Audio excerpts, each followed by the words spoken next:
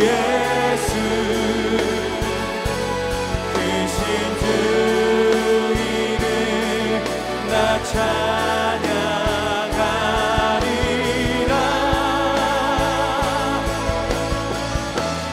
나는 찬양하리라. 주님 그 이름 찬양. 예수 크신 주 이름 나 찬양하리라. 나는 영광 돌리리. 나는 영광 돌리리. 주님 영광의 이름. 예수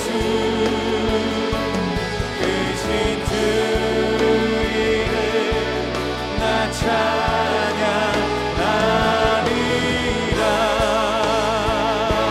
크신 주 이름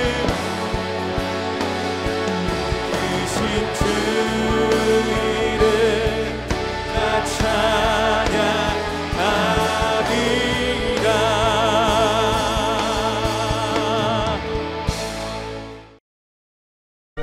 예수 그리스도의 나심은 이러하니라. 그의 어머니 마리아가 요셉과 약혼하고 동거하기 전에 성령으로 잉태된 것이 나타났더니 그의 남편 요셉은 의로운 사람이라 그를 드러내지 아니하고 가만히 끊고자 하여 이 일을 생각할 때에 주의 사자가 현몽하여 이르되 다윗의 자손 요셉아, 내 아내 마리아 데려오기를 무서워하지 말라. 그에게 잉태된 자는 성령으로 된 것이라. 아들을 낳으리니 이름을 예수라 하라. 이는 그가 자기 백성을 그들의 죄에서 구원할 자이심이라. 이 모든 일이 된 것은 주께서 선지자로 하신 말씀을 이루려 하심이니 이르시되 보라, 처녀가 잉태하여 아들을 낳을 것이요 그의 이름은 임마누엘이라 하리라. 이를 번역한즉 하나님이 우리와 함께 계시다 함이라. 요셉이 잠에서 깨어 일어나 주의 사자의 분부대로 행하여 그의 아내를 데려왔으나 아들을 낳기까지 동침하지 아니하더니 나음에 이름을 예수라 하니라. 할렐루야. 오늘도 하루를 예배로 시작하시는 더사랑의 교회 성도 여러분들을 진심으로 축복하고 사랑합니다. 오늘 살펴보실 하나님의 말씀은 마태복음 1장 18절에서 25절 말씀입니다. 원래 우리는 이 하나님과 함께 할 수 없는 죄인이었습니다. 죄가 해결되어야 하나님과 함께 할 수 있습니다. 그래서 하나님께서는 함께를 다시 회복시키시기 위해 자기 아들을 내어주셨습니다. 아들은 생명을 내어주셨습니다. 우리를 대신하여 죄의 값을 해결하셨고 믿는 자로 하여금 제사함을 받게 하셨습니다. 그 결과 함께를 다시 회복시키셨습니다. 오늘 본문은 이 땅으로 성육신하시는 그 예수님의 시작을 기록하고 있습니다. 18절에서 그의 어머니 마리아가 이 요셉과 약혼하고 이 동거하기 전에라고 그렇게 기록하고 있습니다. 이 유대 사회에서 결혼은 이 3단계로 되어져 있습니다. 먼저 이렇게 부모님들끼리 약속을 합니다. 그리고 신랑 신부가 이 부모의 뜻에 존중하여서 동의를 하게 됩니다. 이곳을 이 약혼, 이 정혼이라고 합니다. 이 약혼, 정혼은 아직 동거가 시작되지 않았지만 이 합법적으로 부부가 되었음을 선언합니다. 이렇게 1년 정도 시간이 지난 다음에 신부가 신랑의 집에 가서 이제 결혼식을 올리게 되고 본격적으로 이 동거를 시작하게 됩니다. 지금 18절에서 이 약혼은 아직 이 동거하기 전 이 정혼 상태를 말합니다. 이 시점에 마리아가 임신을 한 것입니다. 이 요셉의 입장에서 보면 매우 받아들이기 힘든 사실입니다. 아무리 생각하고 또 생각해도 도저히 용납할 수 없는 그러한 심각한 문제였습니다. 그러나 요셉은 이 문제를 드러내지 않고 조용히 해결합니다. 19절입니다. 그의 남편 요셉은 의로운 사람이라 그를 드러내지 아니하고 가만히 끊고자 하여, 이 사람이 사람을 용서할 수 없을 때 일을 크게 키우고 싶어 합니다. 소란스럽게 하고 드러내려 합니다. 화가 나기 때문입니다. 그리고 본능적으로 자신이 이 유리한 입장을 선점하기 위해서 이 사방으로 상대의 불명예를 드러냅니다. 문제를 사방으로 퍼나들으며 해결하려고 합니다. 상대의 불명예를 드러낼 때 자신은 그 문제에서 벗어날 수 있기 때문입니다. 심지어 사실이 아닌 것도 사실로 드러낼 때가 있습니다. 사람은 이 자신이 불리해지는 것을 본능적으로 회피합니다. 책임을 회피하기 위해서 이 상대의 죄를 극대화하는 것이 이 죄인인 인간의 본성입니다. 그러나 요셉은 그렇게 하지 않았습니다. 이 당시 율법에 의하면 이 마리아의 임신을 드러내도 합법적이었습니다. 이 신명기 20장 20절에서 21절에서 이 정원 중에 임신을 하게 되면 그 성읍 사람들이 돌로 쳐 죽여도 된다라고 그렇게 기록이 되어져 있습니다. 공개적으로 망신을 줘도 괜찮다라는 이야기를 하고 있는 것입니다. 요셉은 아주 합법적으로 부모들에게 알리고 또 유대 공동체에 알려서 그 문제를 해결할 수 있었습니다. 그것도 매우 합리적으로 해결할 수 있었습니다. 그러나 그는 그렇게 하지 않았습니다. 오늘 본문에서 요셉을 이렇게 기록합니다. 19절입니다. 그의 남편 요셉은 의로운 사람이라. 여기서 의로운 사람은 이 하나님과의 바른 관계에 있는 사람으로 말합니다. 요셉은 하나님을 경외하는 사람이었고 그랬기 때문에 고민했습니다. 생각했습니다. 도대체 이 일이 왜 내 앞에 펼쳐졌는지 하나님 중심으로 하나님 앞에서 생각하고 또 고민했습니다. 현 시대는 너무나도 빠른 시대입니다. 그래서 문제를 급하게 해결하려 합니다.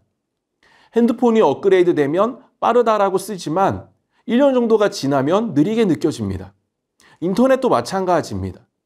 문화가, 시대 분위기가 더 빨라지고 있고 그 빠른 흐름 속에 우리는 같이 흘러갑니다. 그래서 생각할 시간이 없습니다. 생각할 시간을 내 삶에 확보하지 못하고 가져오지를 못합니다.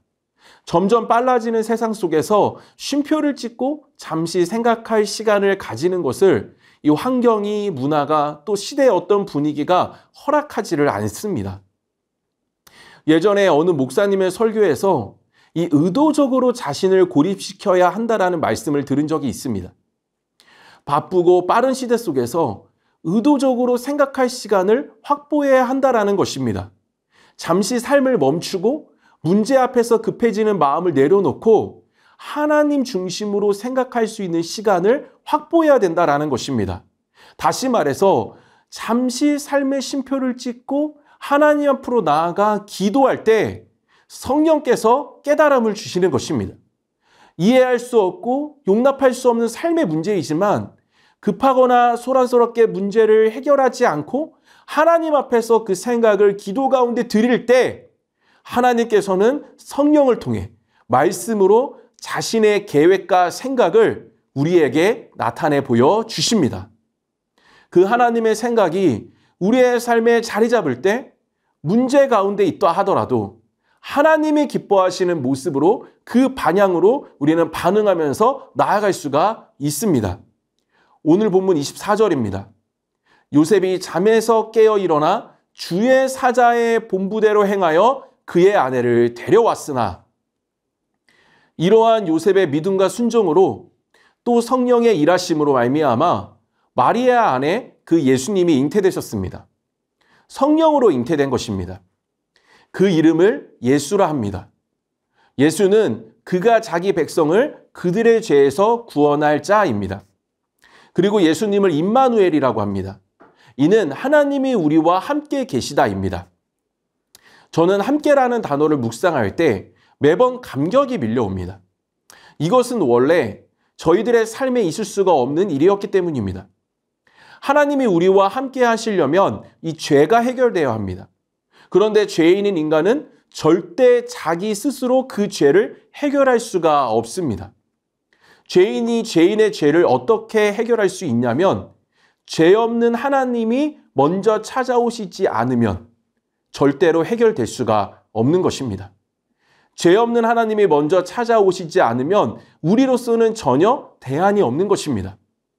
대안이 없을 때 대안을 주신 것이 저는 얼마나 다행인지 모릅니다.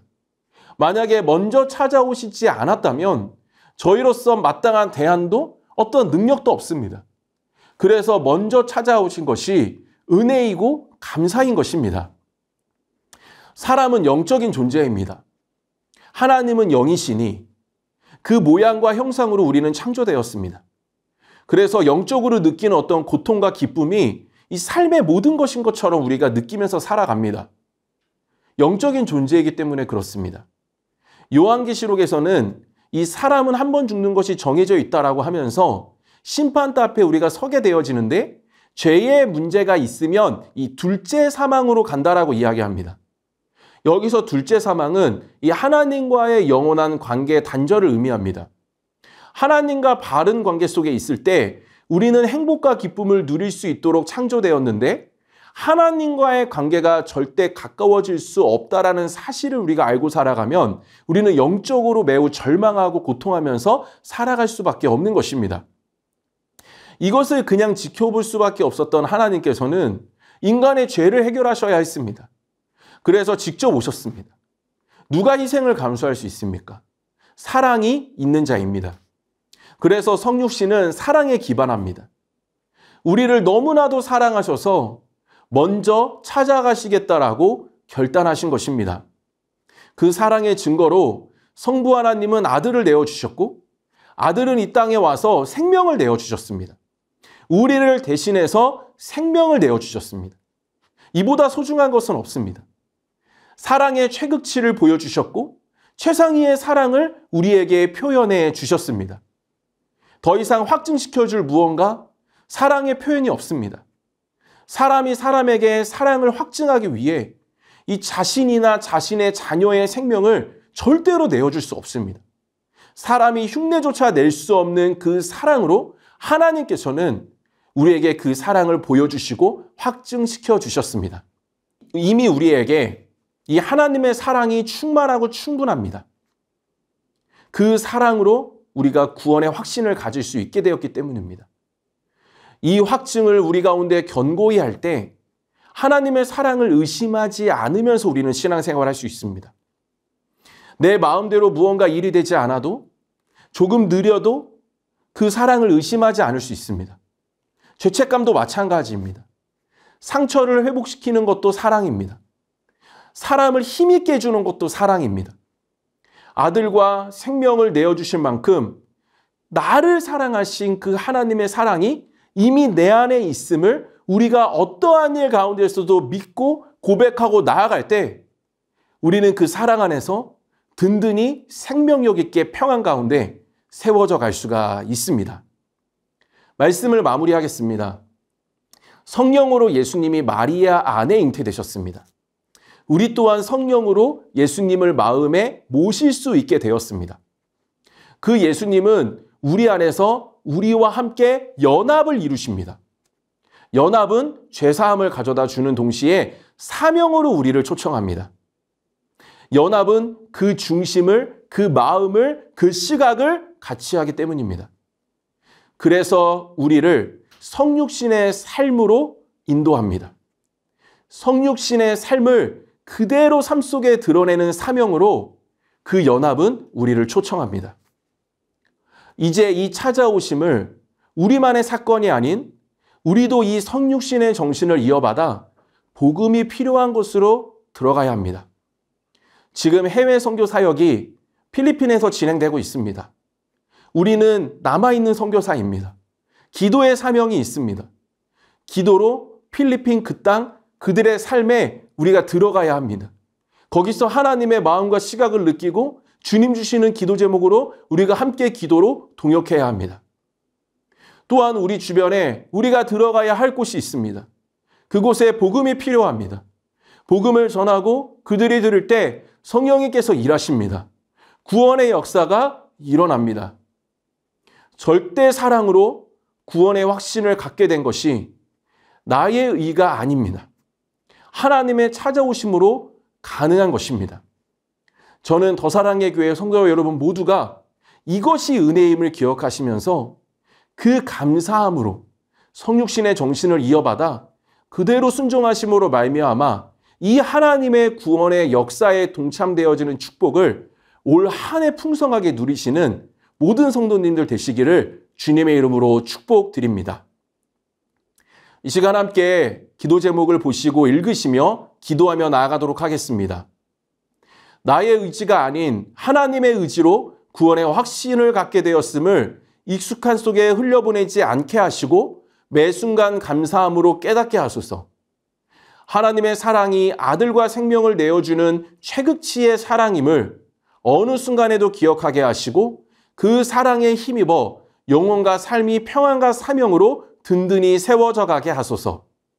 성령으로 예수님이 내 안에 나와 연합하고 계심을 알고 믿으며 성육신의 정신을 이어받아 복음에 필요한 곳으로 나아가 하나님의 구원 역사에 동참되어지는 은혜를 누리게 하여 주시옵소서. 이 시간 함께 기도하며 나아가도록 하겠습니다. 기도하시겠습니다.